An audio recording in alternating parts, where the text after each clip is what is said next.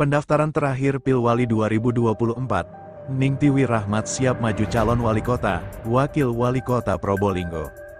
Suara Bayuangga News Probolinggo, KPU Kota Probolinggo pada hari terakhir pendaftaran Pilkada Kota Probolinggo ditutup dengan pendaftaran oleh paslon keempat dari Partai PDIP, yaitu Sri Setio Pertiwi, atau bisa disebut Ningtywi dengan Muhammad Rahmat, Kamis, tanggal 29 Agustus tahun 2024, malam.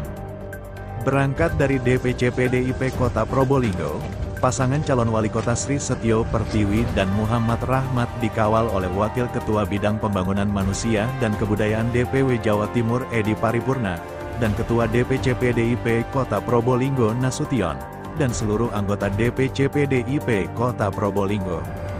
Pasangan calon yang bisa dijuluki dengan Setiamu tersebut tiba di KPU Kota Probolinggo pada jam 10 malam. Ningtywi dan Rahmat langsung memasuki aula KPU Kota Probolinggo dengan diikuti para anggota DPC PDIP Kota Probolinggo dan langsung menyerahkan berkas pendaftaran kepada KPU. Berlangsungnya acara pendaftaran tersebut, Ningtywi diberi kesempatan untuk menyampaikan pidato kepada masyarakat Kota Probolinggo dengan menyatakan bertekad untuk maju sebagai calon wali kota Probolinggo di Pilwali 2024 ini. Dalam konferensi pers, Ningtywi menjelaskan alasan dirinya menggandeng Rahmat dalam kontestasi Pilkada tahun 2024 karena Rahmat sudah populer di mata masyarakat Kota Probolinggo. Sebab, Muhammad Rahmat merupakan mantan petinju, prestasinya pun cukup mentereng. Ia pernah beberapa kali menjadi juara. Tak tanggung-tanggung, ia pernah menyabet gelar juara dunia kelas terbang mini 47,6 kg versi IBF dan WBA. Kru Suara Bayuangga News Indonesia mengabarkan dari Kota Probolinggo, Jawa Timur. Selamat malam semuanya. Saya Sri Setio Pertiwi, biasa dipanggil dengan Ningtywi. Bismillah, hari ini saya bertekad maju menjadi wali kota Probolinggo.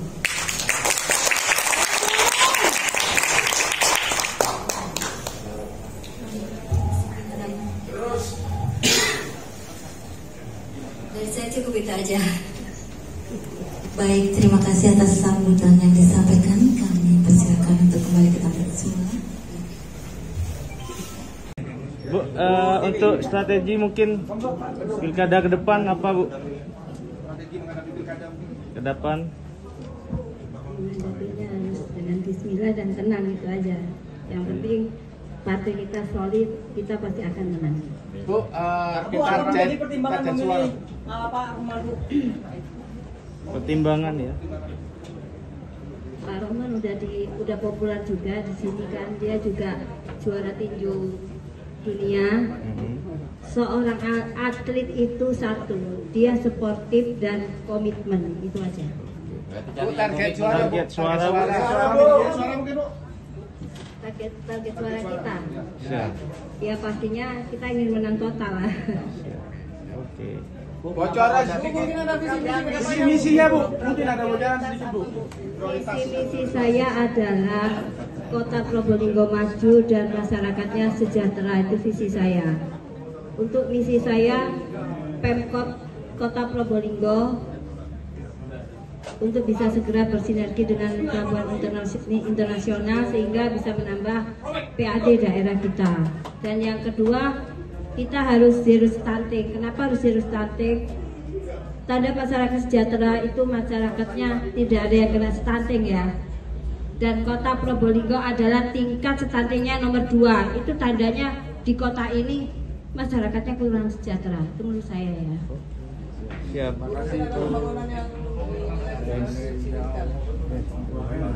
Yang difokuskan.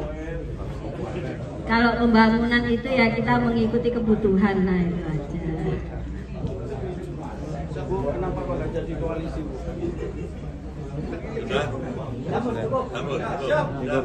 Bismillahirrahmanirrahim. Saya mulai dulu ya. Assalamualaikum warahmatullahi wabarakatuh.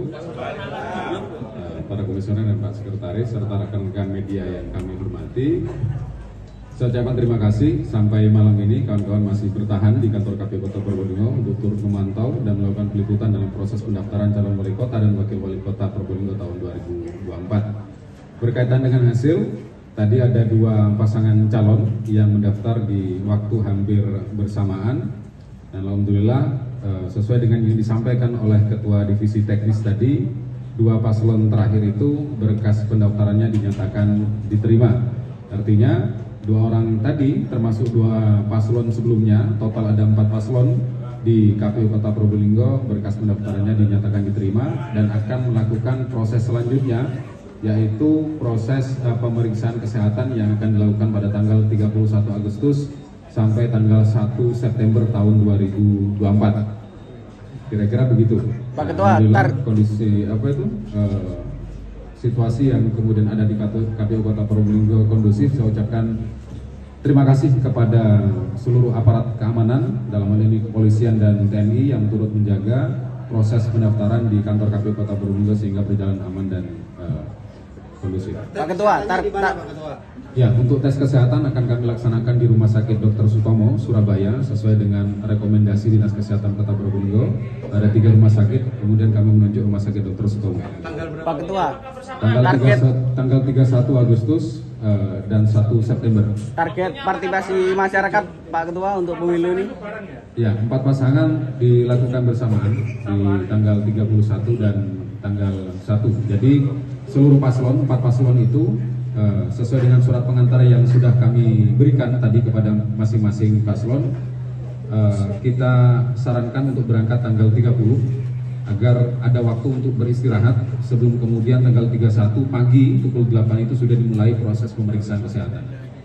Pak Ketua, target partisipasi masyarakat untuk pemilu ini berapa Pak Ketua? Iya, untuk target partisipasi masyarakat jika mengacu kepada pelaksanaan pemilu kemarin, angka partisipasi masyarakat di Kota Probolinggo berada di angka 86,27%. Dan itu juga menjadi target partisipasi masyarakat kami, karena kami menganggap bahwa proses pemilu dan pilkada yang dilaksanakan dalam 1 tahun ini, antusiasme masyarakat masih terjaga, sehingga kami berharap target itu realistis dan bisa kita realisasikan. Gitu.